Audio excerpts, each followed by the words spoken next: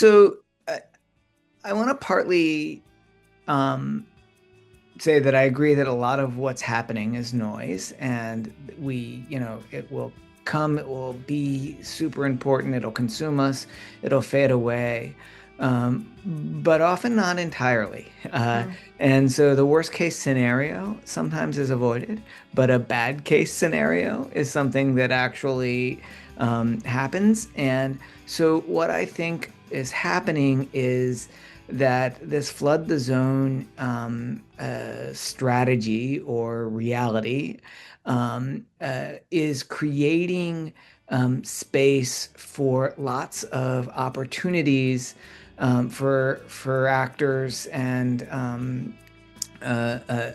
to take advantage of in order to sort of accelerate long-term projects of retrenchment and retreat and decline.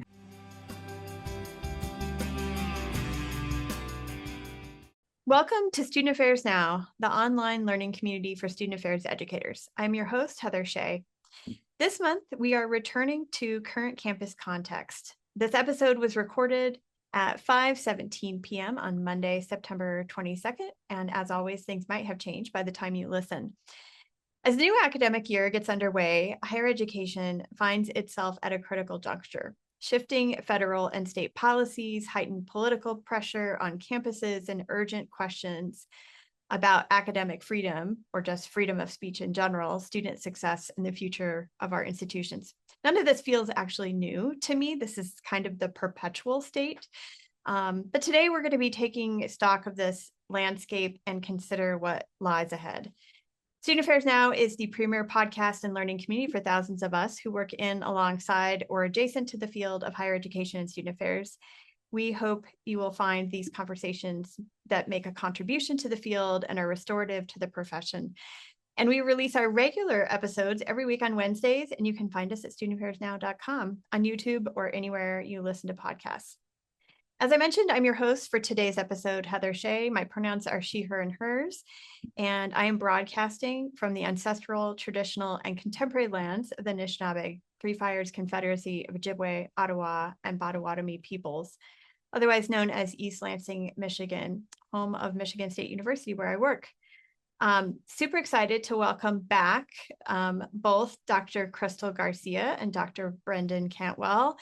I have read both of your bios multiple times, so I'm not going to read them today. People can find them on the website, but I'd love to hear each of you do a quick intro, name, position, anything else you'd like to share, but then maybe tell us a little bit about a current research project that has you excited, or what are you starting this semester with in your academic roles on campus? So Crystal, I'll start with you.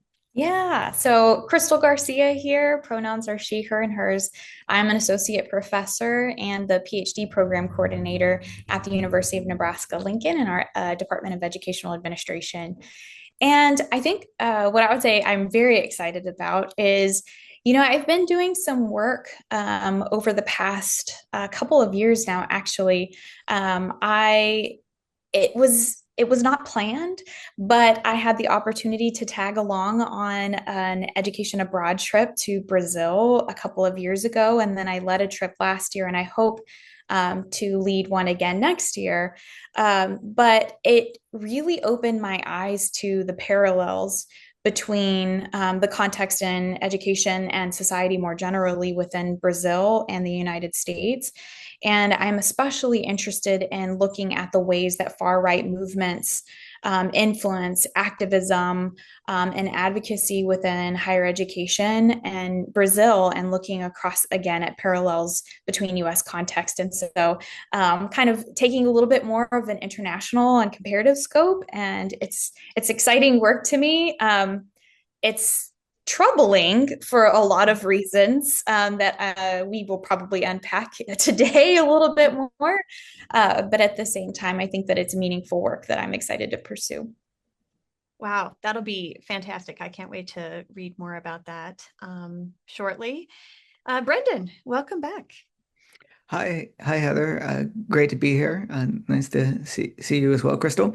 I'm Brendan Cantwell. I'm professor in the Department of Educational Administration at Michigan State University, and I teach in the higher adult and lifelong education programs in that department. And what I've been focusing on this semester is wrapping up a book project with my colleague Barrett Taylor, who's at the University of North Texas, and we have completed, or just about completed. I've been saying it's done for a couple of months, and it's been true the whole time. But we're finishing a book called The Post-Liberal University, that's under contract with Harvard Education Press, and it is about the sort of a partisan takeover of higher education governance that we started to see in the States in the 2010s, and that has sort of culminated with the federal action that I think probably prompted this podcast series. And so, really focusing on wrapping up, putting the final touches on that book project to get that off to the press by the end of the semester. Awesome. Well, we do a lot of book talks on student affairs now, so we will definitely have to have you both on to talk more about that. And we love broadening our conversation, right? It's not just about student affairs, it's about the broader institution of higher education as well as the larger context in which we do this work. Uh, Speaking just really quickly, a little off the cuff, Crystal, one of the things that I get to do is lead an education abroad program for students who are studying to be teachers, primarily. And I had a student this past summer, do her area of inquiry project on how American politics is perceived in the Netherlands. So that was the comparator, but it was a fascinating piece, and she and my co-leader and I are working on how we might get this out to a broader audience, just to share how students are discovering that, wow, the rest of the world is asking us all kinds of questions about what is happening.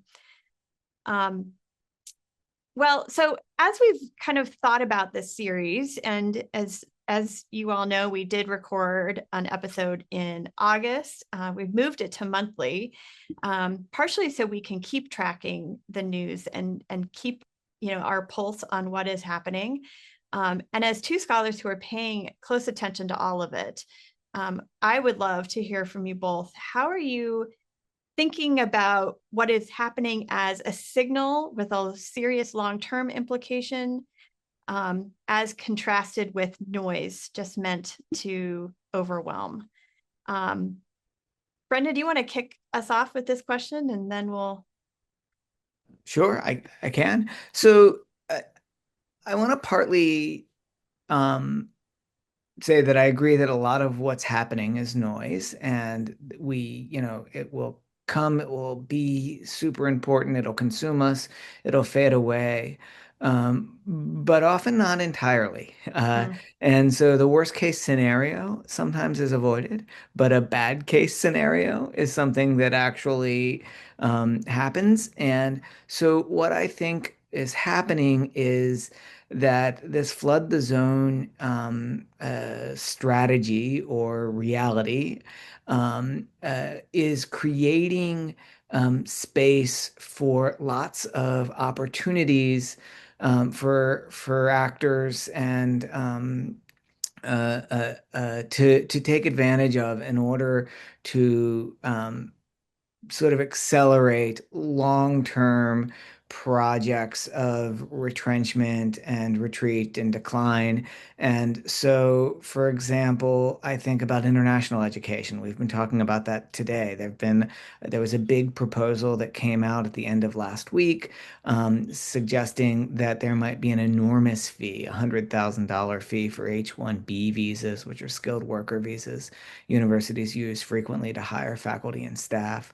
That would, if it applied to higher education and, if it gets implemented, would be something that would make it very difficult for particularly highly internationalized departments to operate effectively. And that's coupled with a proposal to restrict, to put fixed lengths on student visas. mm, So visas that and J visas, so that students who are saying doctoral students from out of the country would have 4 or 5 years to complete their degree. And if they didn't do it in that time, they'd lose their visa. There would be no extension. And so we're seeing like this effort to reshape the internationalization on campus and the global engagement in higher education. And that comes along with reports that are coming out of the House of Representatives that has this select committee on the Chinese Communist Party that is demanding that collaborations between US and Chinese universities close, declaring them a threat to national security. My read of the report that they released a couple of days ago is that they don't provide a tremendous amount of evidence for that, but they're pretty firm in their conclusions. And so while these visa rules might not take hold exactly as they're initially announced, as the congressional investigations into foreign donations and international collaborations may yield mixed results in terms of their ability to force some universities to change course and others not. The aggregate effect will be the closing down of international engagement in US higher ed. And so I'll just highlight that as one example of a kind of long-term contraction that is happening through these sort of dramatic events that may or may not be partially noise. Yeah. Yeah. And that part of the noise is also just sometimes these things happen and then they kind of bubble down a little. And then the next thing happens and that overshadows the impact that might continually be. And then, yeah, I think that's definitely how I'm seeing noise. Crystal, what would you add to this idea of signals versus noise?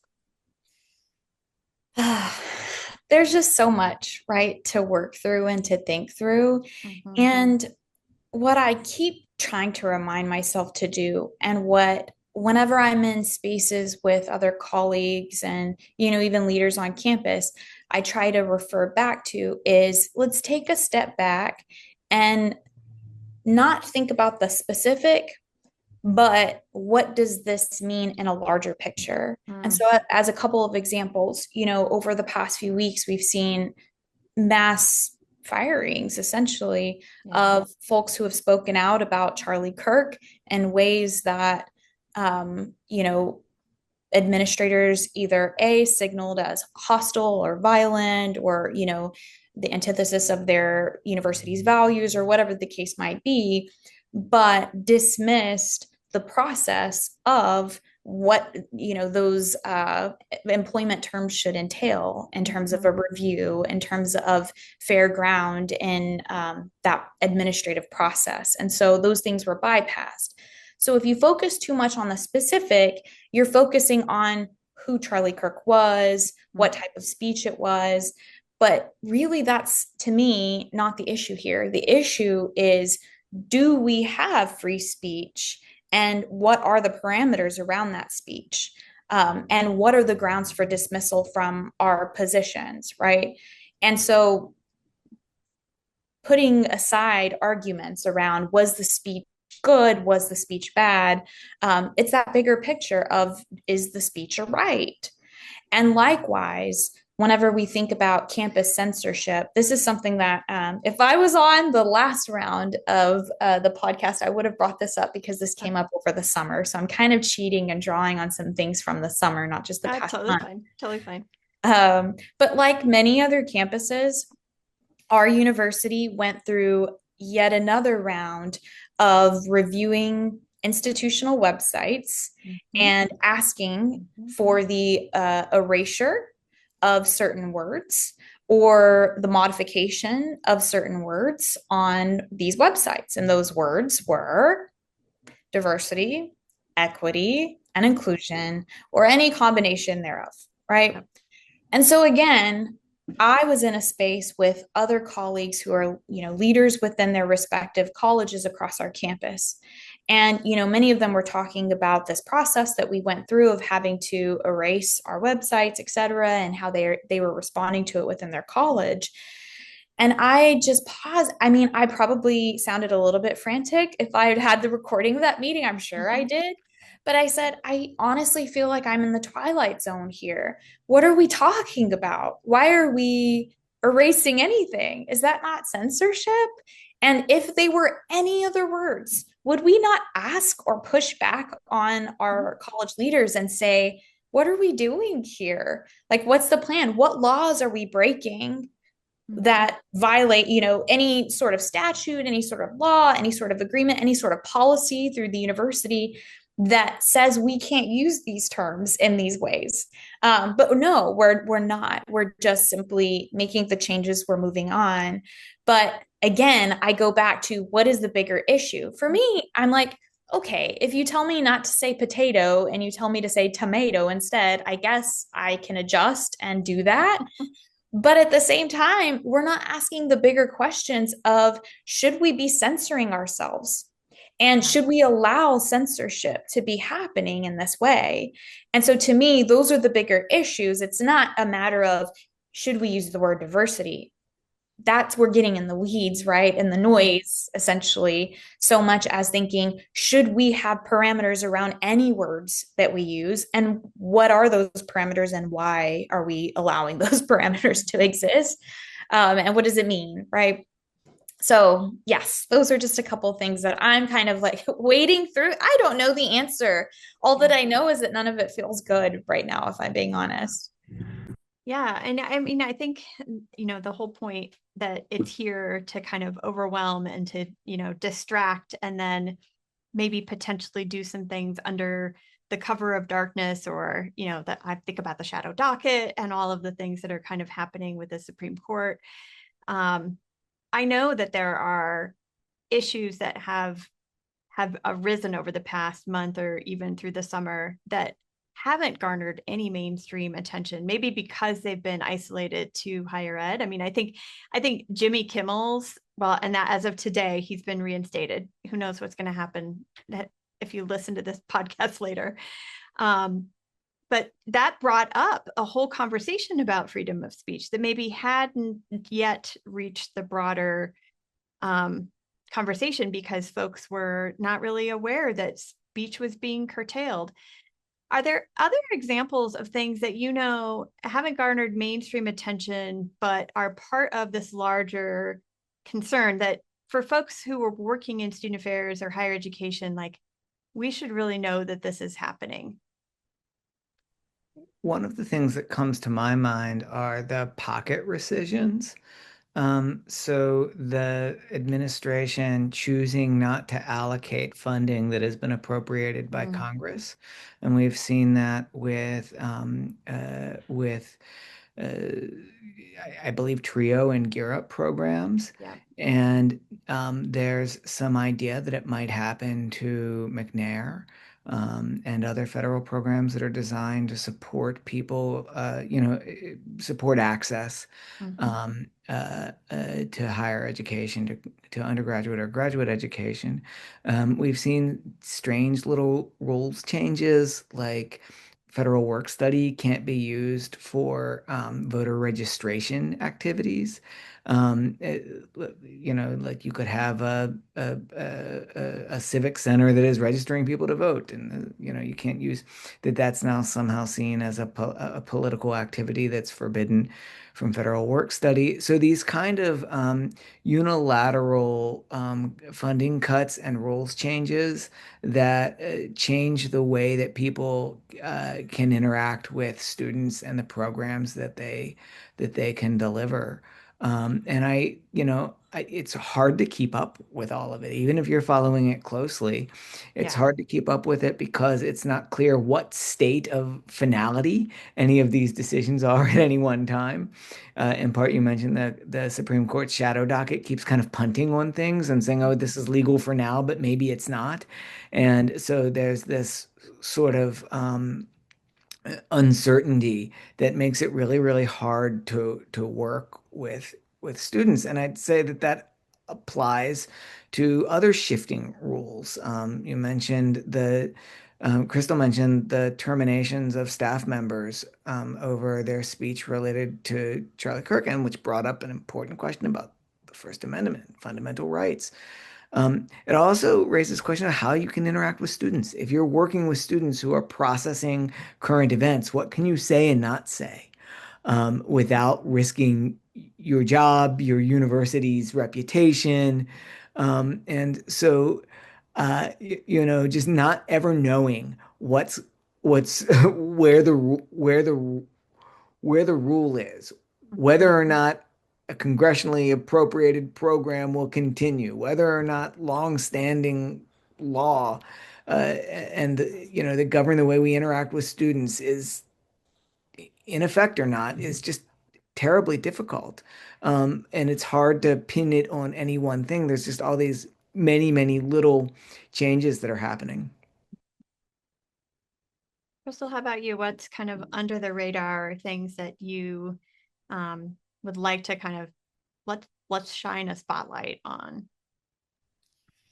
Yeah, and I don't know that I would call it under the radar, Yeah. but something that I just feel so alarmed by is the series of firings that happened at A&M in regard to, what was it, a text that was being read in a classroom that was being construed as, you know, some discussion on gender ideology, quote unquote.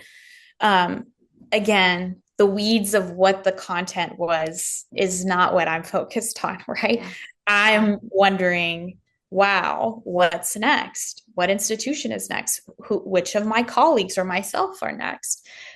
We have a student who was upset by content in their class, and without engaging in questions about what could I learn from this? Do I agree with it? Do I not agree with it? How can I push back and have meaningful conversation within a learning environment about whatever the content was?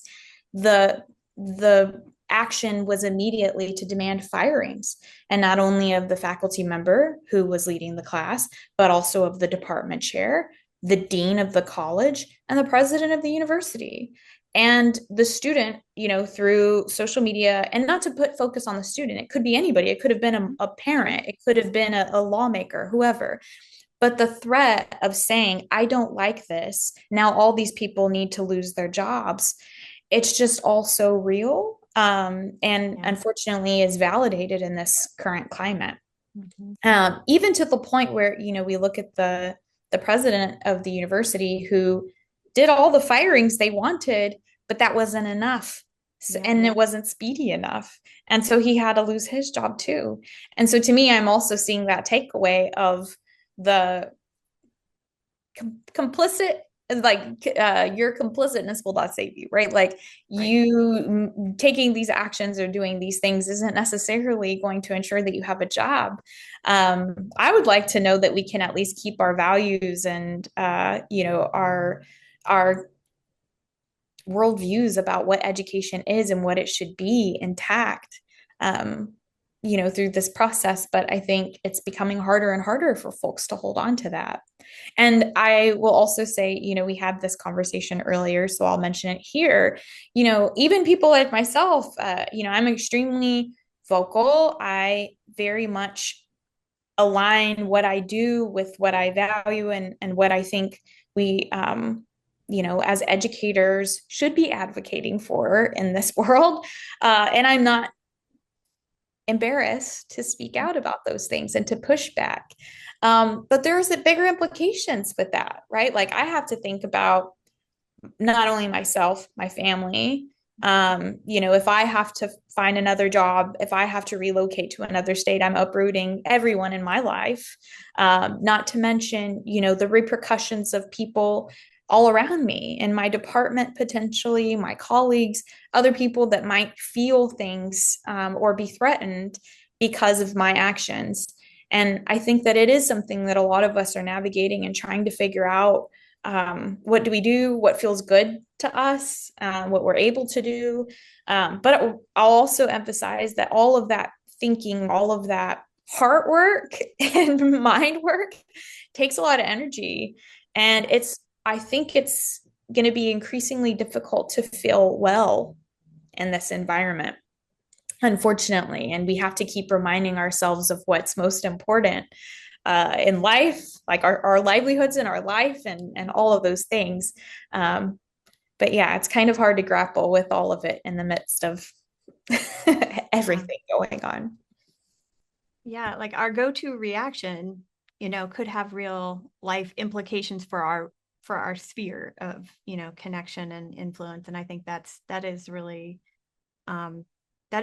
it's scary. But then you say, but how do you move forward, right? And later this week, ASH and ACPA co-sponsor the presidential symposium, and part of the conversation is going to be about critical hope and what do we do within these moments to maintain some level of agency, even despite what is happening, right? And the hopeful place isn't like a naive Pollyanna hope. It's really about kind of being aware and then doing your part in the broader sphere to try to make the change happen that you'd like to see. But I realize that that's not possible for everyone.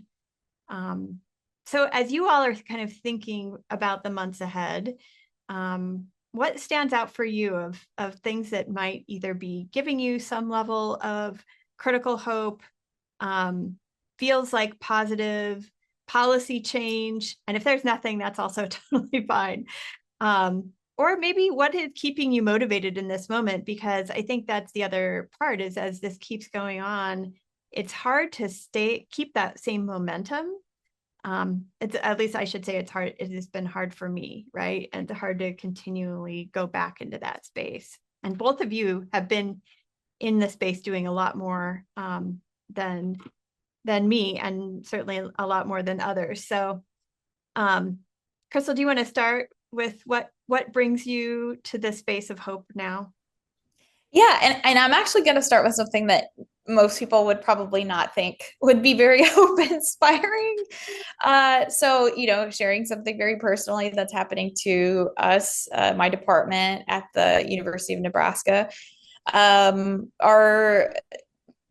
Our university system, unfortunately, has been in a deficit for many years. We've seen budget cuts year after year after year, and they have just exacerbated this year with federal funding loss throughout our university system, plus challenges in our state appropriations. Our legislatures just really don't want to fully fund us to the level that we need. And so we at the University of Nebraska Lincoln, specifically within our system, we had to cut $27.5 million from our budget with the deadline of this year, December. And so we've gone through this process now, and our university has identified 6 programs, our department included in these programs, to be completely eliminated within the university. So, at UNL, there would be no more Department of Educational Administration. And, for me, it's extremely troubling, given that we're the only PhD program in educational administration in the state. And that's for P12 side folks or higher ed side. We are the absolute only higher education doctoral program in the state. And, whenever we think about the folks that we not produce, but that we support, that go on to just life-changing work in education through our state, especially, but beyond, of course. But, we're reaching rural superintendents. We're preparing those folks, those principals, those higher ed administrators, community college presidents, so many individuals that are incredibly impactful through our program. I'm a grad of our program. I should note that too. I'm an alum from our program as well. And so we're now fighting to keep our program, through this public hearing process, and trying to garner, as much support through that as possible. And so it doesn't feel good. None of that feels good. Knowing that, me and my colleagues may not have our positions next year, or they give you like a year notice or something like that. But nonetheless, that our program could be eliminated, right? Our department. But the hope part, you're like, I asked you about hope. So the hope part is that, we've done a lot of outreach, and we've, reached out to our alums, to current students. I just led a community meeting with our students last Wednesday, explaining all of these things. And, instead of our students saying, oh my gosh, how dare y'all let our program, be subjected to this, they were saying, how can we help? What can we do? Like, how can we support you? And they were just so supportive, so kind. And our alums are the same. They say this program was life changing to me, and so I want to send in a letter of support, all of these types of things. And so for me right now, I think that is strangely incredibly hope filling for me, that I see the impact of what we've been doing and what people before me had been doing for so many years through our department. And sometimes we don't hear those stories. And unfortunately, we're hearing them in this context. But it is a reminder of how important we are, and the work that we do, and how important the work that we do is. I wrote in my letter I'm the editor for the Journal of Sorority and Fraternity Life Research and Practice. And in my letter to from the editor, I wrote about our current context and climate and things that we're experiencing in higher ed. And something that I talked about in there is how frightening it has been to see research targeted in such malicious ways. But that at the same time, if we think about why it's being targeted, it's clear that there's so much power in that work. And so whenever I think about it in that way of, we have so much more at stake, and there's so much pressure on these things because they are powerful, because they are important, and that is worth fighting for. And so that's just kind of what I've been hanging on to, of, they wouldn't be attacking it if it wasn't amazing. Right. And so that's worth the fight to me. So yeah. Well, Crystal, thank you. I mean, among all of the things that you have going on, thank you for taking time to be here and for sharing that. Because I do think, when you put actual faces and stories with the cuts, it becomes a much more present and visceral thing to be able to talk with you today and hear the ways in which folks are stepping up and being able to send letters of support. I mean, superintendents and principals across the state of Nebraska are, that to me would be a powerful group, right, to listen to. So I will be keeping that in my back of my mind as we go forward. Brendan, how about you? What are the things that are out there on the horizon, or maybe, keeping you motivated or up at night? Well, that was a lot.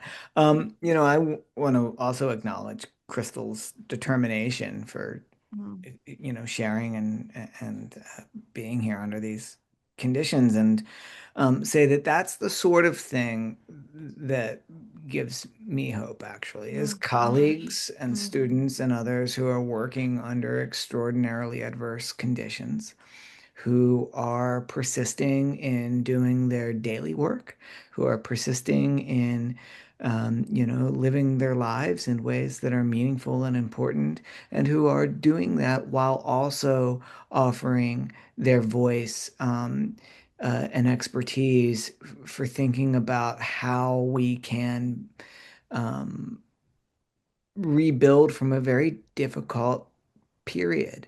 This is one of the more challenging periods that U.S. higher education has probably experienced in its history, which is something kind of intense to say, but I think it's true. And so thinking about how we can use this experience individually and collectively to refocus on the mission of higher education, to reimagine ways in which it can deliver that mission in a way that is hopefully better and more equitable, more sustainable, and to rebuild trust in higher education in the future is something that, it's a daunting job that's in front of us. It's a job that can't fully begin right now, but it's a job that people like Crystal and others are beginning right now. And that gives me hope that this is going to be meaningful and important work for all of us in the future. Yeah, I think that's really well said. I'm also reflecting on what you said, Crystal, about, if we're being attacked for doing this, it's because it's good work. And Jamie Washington was on a previous episode of the podcast and said, part of what we are seeing is the backlash of 60 years of progress. And because of the successes over that past 60 years, that's a threat.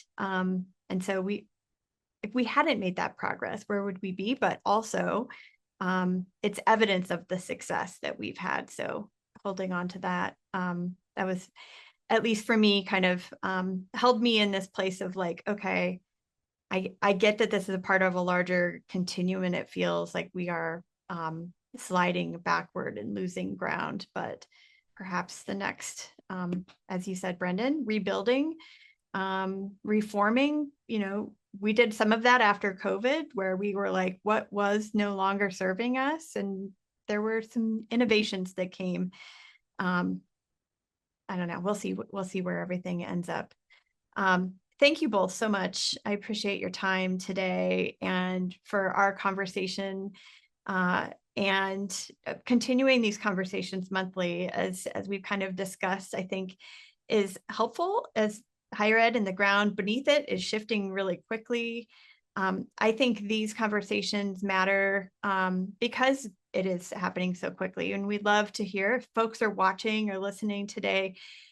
Please share your thoughts, post your comments, tag us on any of the social media platforms. And if you have contacts with organizations or others who might help sustain this project moving forward, we would love to hear from you. And if you haven't yet already subscribed to the podcast, please do so at our website, www.studentaffairsnow.com. And I want to also just say, express huge gratitude to our producer, Nat Ambrosi. We are recording this episode on a Monday, and she is going to flip it around and publish it for Wednesday. That extra work is huge, and we're really grateful for her ability to make that happen so quickly. Once again, I'm Heather Shea. Thanks to everybody who's watching or listening. We'll talk to you soon.